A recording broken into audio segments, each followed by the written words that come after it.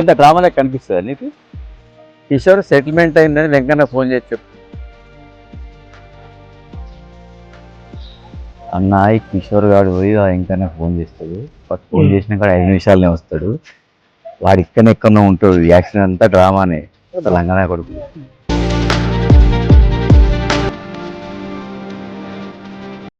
మనకి ఏం కాలే, హాస్పిటల్ తీసుకుపోయినా చూపించినా డాక్టర్ ఏం ఫ్రాక్చర్ కాలేదు అన్నాడు. అంత నాటకం, అది అంత ముచ్చటే. ఇంకా నయమే కన్నా నీకు ఆలోచన ఇరగలేదు. పొద్దున్న లేచి ఎవరి ముఖం చూసినా కానీ నిజంగా అదృష్టవంతులు అన్న. ఏం కాలేదంటే నీ అంత అదృష్టవంతులు లేడన్న.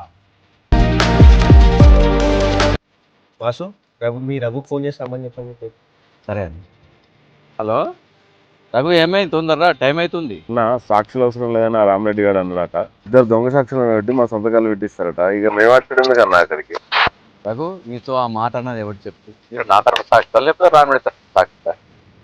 నేనేమన్నా మిమ్మల్ని అన్నప్పుడు మీరు అనాలి. రామరెడ్డి ఏమనుకుంటే మనకేం చెప్పు. యాక్సిడెంట్ కాకుండా అయిందని, ఎంకన్నా డ్రామా ఆడిందని రామరెడ్డి కిషోర్తో అన్నాడట. ఎంకన్నా ఎందుకు డ్రామాలు ఆడతాడు? రఘు, నీకు వెంకన్న ఫ్రెండ్ అయితే తల మీద పెట్టుకుని దూరేయండి. అంతేగాని నీకు తెలియకుండా అనవసరంగా మాట్లాడాలి. నీకు ఏదైనా విషయం తెలియాలంటే ఫస్ట్ నువ్వు కోర్టుకురా. నీకు అన్ని సాక్ష్యాలు చూపిస్తాను. నేను ఫస్ట్ కోర్టుకురా.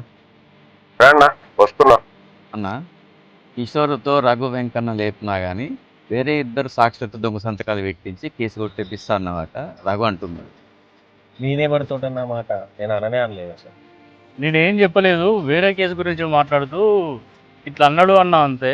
ఈ కేసు గురించి అయితే కాదు. తగైతే ఉట్టిన తొందర పడతాడు. నోరు ఉంది కదా అని వెనక ముందు ఆలోచించకుండా ఇకనే నోరు బారేస్తుంది. ఏం ఆలోచించాడు అసలు.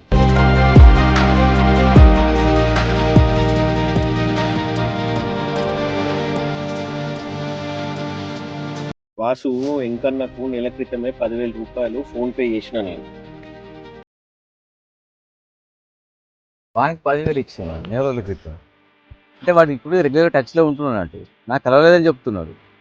నాకు రోజు వెంకన్న రఘు ఇద్దరు కలిసి రోజుకు 10 సార్లు ఫోన్లు చేసుడు, టార్చర్ చేస్తాళ్ళు. తప్పకుండా ఇక ఈ సాగు ఎందుకని చెప్పని చక్కగా 10,000 ఇచ్చిన. నువ్వు ఎవరు తక్కువ ఎవరితో అర్థం వాడే చూసుకుంటారు. అందరూ దొంగనే కొడుకు. ఇంకా ఇదంటాను నువ్వు 2-3 రోజులకు ఒకసారి ఊకే ఫోన్ చేసుడు, తాగిపోయామని చెప్పాను. ఇప్పటికి 3-4 సిట్టింగ్లు కూర్చోబెట్టినప్పుడల్లా 4,000 5,000 పొక్కన. అవి కూడా ఉన్నాయి, పేమెంట్లు చేసినాయి, కావాలంటే చూడండి. సరే అన్న, 1,00,000 రూపాయలు తీసుకొచ్చిన.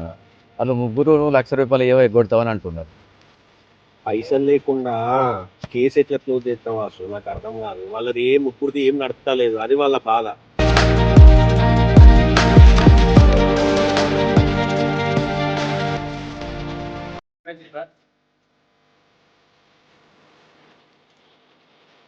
కిషోర్ అన్న, వాసన ఎంత జలెక్కించింది, మన కమిషన్ సంగతి ఏంది మరి? నువ్వేం పరిశాన్ కావు ఇంకానా. సాయంత్రం రామరెడ్డికి ఫోన్ చేద్దాం. ఫోన్ చేసి పిలిచి మన కమిషన్ గురించి మాట్లాడదాం. ఓకేనా?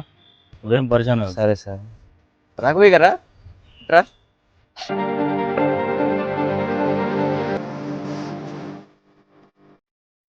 సార్, రామరెడ్డి నీతో ఏమన్నా రఘుకి ఏం చెప్పావు?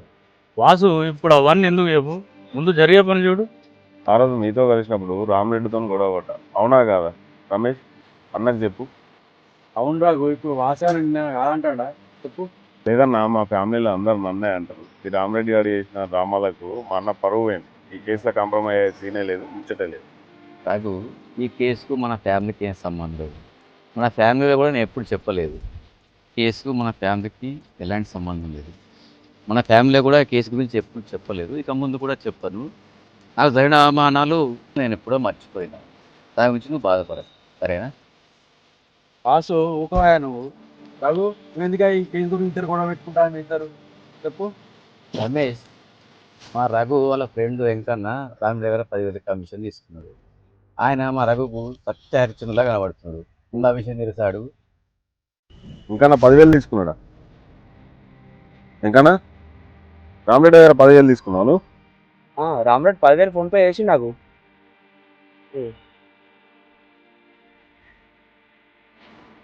చెప్తున్నావా నా మాట? రామరెడ్డి నాకు 10,000 కొట్టిండు. నేను ఆ 10,000 కిషోర్ అన్నకి ఇచ్చిన మరి నేను. నేనే తీసుకున్నా రఘు ఆ 10,000. రామరెడ్డి మాకు 25,000 కమిషన్ ఇస్తా అన్నాడు, అందుకే తీసుకున్నాం.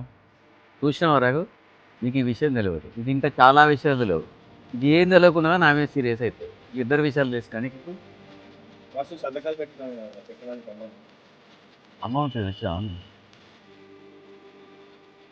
రఘు, పైసలు దగ్గర పెట్టి సంతకాలు పెట్టేస్తాను.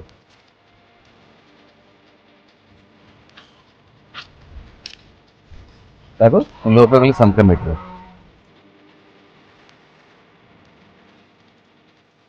ఇంకా సంతకం పెట్టడానికి రమ్మంటారు, పోయి సంతకం పెట్టాం. నాకు ఇస్తా అన్న 25,000 ఇస్తేనే నేను సంతకం పెడతా, లేకపోతే పెట్టా. ఇంకా ముందు సంతకం పెట్టిరా పో, ఇస్తా నేను. నమ్మవా? ముందు పైసలు, తర్వాత సంతకం. అవన్నీ నడివై. రామరెడ్డి 10,000 ఇచ్చినావు కదా, ఇంకో 10,000 సంతకం పెడతాడు, ఏముందన్న? ఇస్తా కిషోర్, 10,000 ఇవ్వకుండా ఎక్కడ పోతా? 20-30,000 తాగు ఇచ్చేదానికే పెట్టాక 10,000కే పోయిందాగా నాకు ముచ్చట. నువ్వు 25,000 వాళ్ళకి ఇస్తాను మాట ఇచ్చినావా? చెప్పినా వాసు, ఇస్తా అని చెప్పిన వాళ్ళకి. ముందు 25,000 వాళ్ళకి ఇచ్చేసి కోర్టులో వెళ్ళి సంతకాలు పెట్టించాలి. అరే 10,000 కొట్టిన వాసు, ఇంకా 15,000 ఇయ్యనా? నాకు అర్థం కాదు. ఇగో ఫోన్ పే కూడా చూసుకో. ఇగో ఈ లొల్లి మనకు టెన్షన్ ఎందుకు? మిగతా పైసలు ఇచ్చేస్తే ఆయన పోయి సంతకం పెట్టేస్తాను. కొట్టేసి ఈ కదా అయిపోద్ది. కొట్టే. ఎవరి కొట్టాలి? నీకా? నాకే నెంబర్ 9177. సంతకం పెడుతుపా.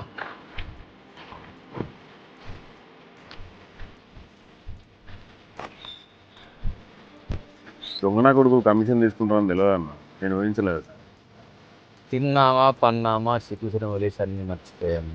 ఇది నీ ఫ్రెండ్ బత్ అమ్మక ద్రోహి. ఏమైనా ప్రేక్షక దేవుళ్ళందరికీ మీరు మమ్మల్ని ఆదరిస్తారని మరియు మమ్మల్ని మరింత ముందుకు తీసుకుపోతారని మనస్ఫూర్తిగా కోరుకుంటూ, సమాజంలో మన ప్రక్కన ఉన్నటువంటి వ్యక్తులు మనపైన ప్రభావం ఎలా ఉంది, ఒక వ్యక్తి డబ్బులపైన ఆధారపడి డబ్బుల కోసం ఏ విధంగా చేస్తున్నటువంటి అంశాన్ని జరిగినటువంటి యథార్థ ఘటనను తీసుకొని ఈరోజు ఈ షూటింగ్ చేయడం జరిగింది. ఇది మన నిజ జీవితంలో కూడా జరిగేటువంటి నిజమైనటువంటి సంఘటనలు ఆధారంగా మాత్రమే దీన్ని తీసాం. దయచేసి ఇలాంటి వ్యక్తులను నమ్మకండి. Be careful. Please subscribe. తిన్నామా పన్నామా మర్చిపోయామా? Please subscribe.